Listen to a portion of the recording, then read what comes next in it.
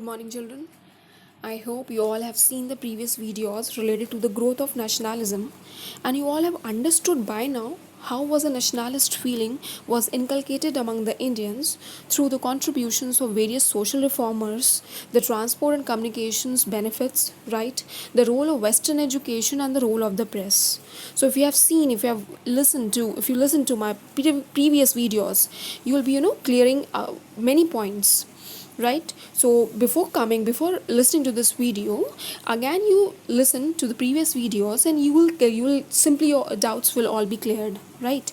So this video again is in continuation with the obviously with the previous video, right? And this video obviously we are going to continue with Indian National Congress, where I talked about who was the founder of Indian National Congress, Alan Octavian Hume, and he has founded this body. It was a platform where the Indians kept their grievances or problems in front of the Britishers, and that too in a respectable manner.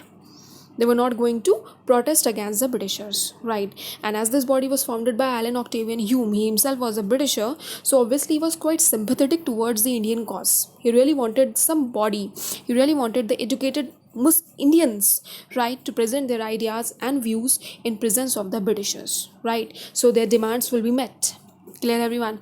Now, as I already told you about the INC, its precursors, right, where all these bodies simply they were the precursors and they all have come together, and they simply joined Indian National Congress, right? And it was a body where all local level bodies joined together, and this is the first all India nationalized body, right? Again founded in the year 1885. So let's start. Let's see its demands and objectives. Clear? Let's move on to another slide now. Okay, now Indian National Congress founded by A.O. Hume again. Now earlier what their demands were, these Indians obviously they were struggling to get to fulfill their demands, right? And their demands was right to carry arms. They really want to carry the arms, and if you see under Vernacular Press Act, Britishers banned the arms. Like no Indians were allowed to carry the arms, and if they wanted to carry the arms, they need to register, they need to get a license for that. And who's going to issue the license? The Britishers. So they obviously everyone knows this. Okay, Britishers never issued the license to the Indians because they have already seen the revolt. They already faced the revolt in 1857. Right. Come on to next point now. Expansion of the council and legislature. They wanted to be expand. They wanted the council, the parliamentary body. It was sort of a parliamentary body, right? Or the legislative wing to be extended, right? To be expanded, right? Expanded means more and more appointment of Indians to this council and the legislative wings. Clear? Next, money to be used. They wanted money to be used for the welfare, as Britishers were not doing any welfare for the Indians. And if you listen to my previous video, what they did when drought hit the India, right, at that time they were doing the coronation ceremony, right, in Delhi Darbar. Everyone knows. Next, come on to that, they wanted that money not to be wasted on military forces, on the armed forces. They wanted that money to be used on the welfares of the Indians. Clear? Now next, to help the student taking the ICS examination. So if you see what they did in the ICS examination, they reduced the age from 21 to 19. They just wanted to make it more tricky and difficult for the Indians, right? So that Indians won't be able to qualify that, and then they're not going to give them the jobs. Clear? So what Indians demanded now, they wanted the simultaneous exams to be conducted both in India as well as in England. They wanted the changes to be done. Earlier what they did, they simply reduced the age from 21 to 19. Clear? Now next, they wanted more employment for Indians, as you have seen in both the chapters. Chapter 1 in 1857 revolt, they were simply left Indians jobless, right? They simply snatch away their jobs means they simply attacked Hinduism and Islamic teachings. Clear? Right? And they were not giving the jobs till the time they simply embraced their Western education. They just wanted to produce the clerks, and here Indians were totally reluctant to accept the Western education in chapter 1. In chapter 2 though, they had some benefits. They tried to find out some benefits while learning Western education, that I've already explained you in depth in the previous video, right? So here what Indians demanded, they wanted more employments for Indians. Clear? To all these demands through INC, through their body, that means Indian National Congress, they wanted to keep these demands in presence of the Britishers. Clear? Let's move on to another slide. Now, what was the objective of the INC now? Now, these were the demands. Now, objective, right? Aims Now, what was the aims of Indian National Congress? Now, uniting. They wanted to unite the Indian people. So, how come the unity may arise in Indian National Congress?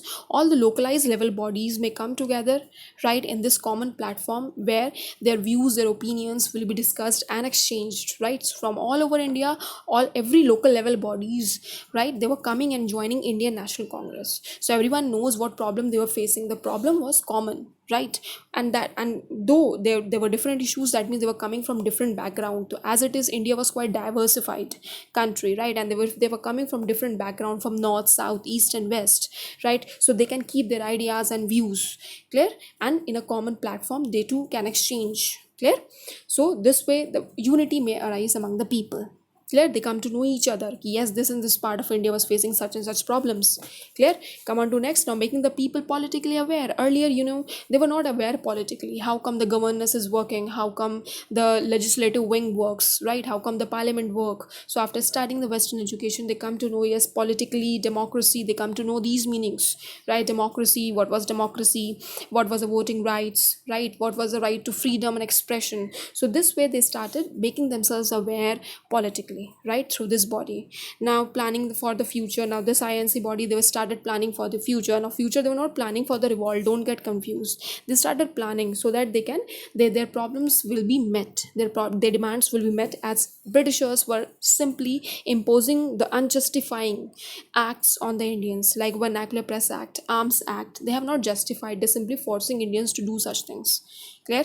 Next. Now, formulating, they simply banned press also. Don't forget that they banned the press also. Why? Because press, according to them, press was instigating the thoughts, right, in the Indians minds against the Britishers, clear. Formulating. And now obviously in the fourth point, they were formulating, they were presenting the demands and placing them before the Britishers. Next, they were educating the Indians to be more involved in the affairs of the country. This way at least Indians come to know what was a working criteria of the Britishers. How come Britishers were planning for the Indians at the top level, at the administrative level, where Indians come to know how come the planning, how come the plans, this way the strategies can be met, right? So this way if they joined Indian National Congress, they simply come to know lot many things about the Britishers, clear everyone. And don't get confused, INC was never formed to attack the Britishers, clear. As it is, this body was founded by a Britisher, and he was Alan Octavian Hume, clear. Come on to next slide. Now, prominent leaders of Indian National Congress. So don't forget, we have some prominent leaders who later on in the future came to be known as early nationalists or moderates, and that I will be covering in the next video. Clear? So there were some prominent leaders, right? Dadabhai Naoroji, Firoz Shah Mehta, Badruddin Tayyabji, Umesh W.C. Banerjee was the first president of. He was he has attended the first session of Indian National Congress. Clear? W.C. Banerjee. Then nearly 450 attended the INC. Then this session saw the merger of Indian associations with the Congress. Like many associations came together and they joined the Congress, like Indian Association founded by Surendranath Banerjee. I've already discussed in depth in the previous video. This body joined the Congress, right? Come on to next. Now, Congress grew, and obviously with this body, the Congress grew in its strength both in number and in powers, clear. So this body really helped the Congress body to groom itself, clear. And this body has really trained the Indians, the educated Indians, how to go ahead, how to move pace to pace with the Britishers, clear. And this way they simply kept their demands. The very best part is that they really want to keep their demands in front of the Britishers, and that too in a polite and a moderate manner, clear. Let's come on to now.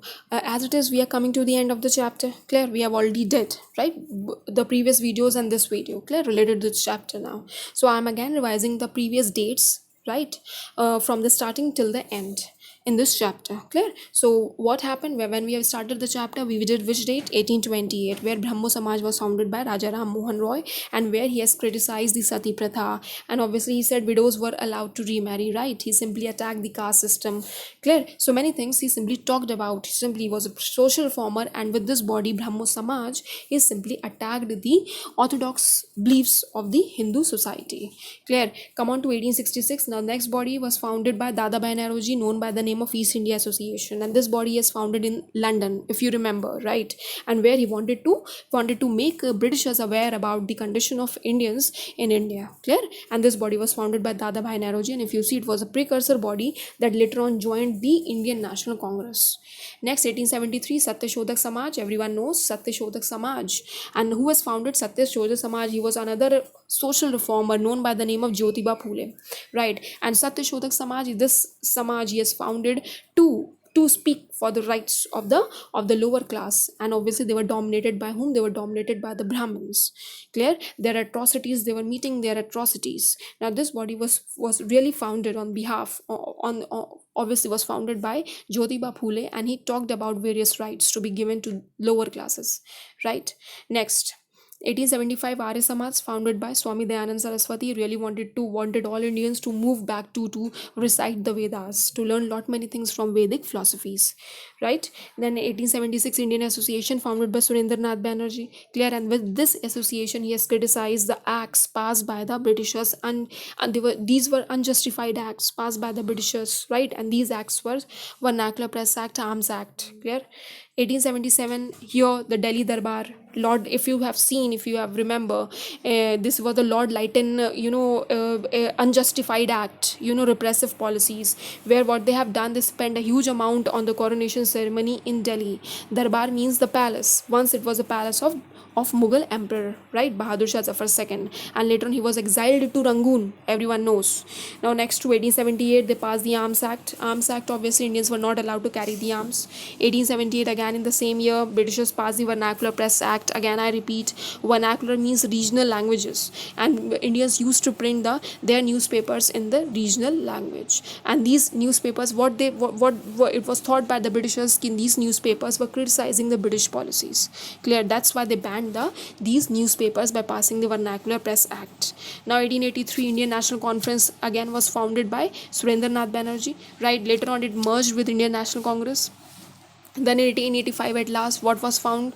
It was found Indian National Congress was founded by Allen Octavian Hume, right? And obviously Allen Octavian Hume has founded with the educated Indians, right? And demands, and just now I simply explained you about demands and the objectives. And now last, 1897, Ramakrishna Mission was formed. It was founded by Swami Vivekananda, right? And he was another social reformers, right? And Swami Vivekananda really wanted Indians to be self-reliant, right?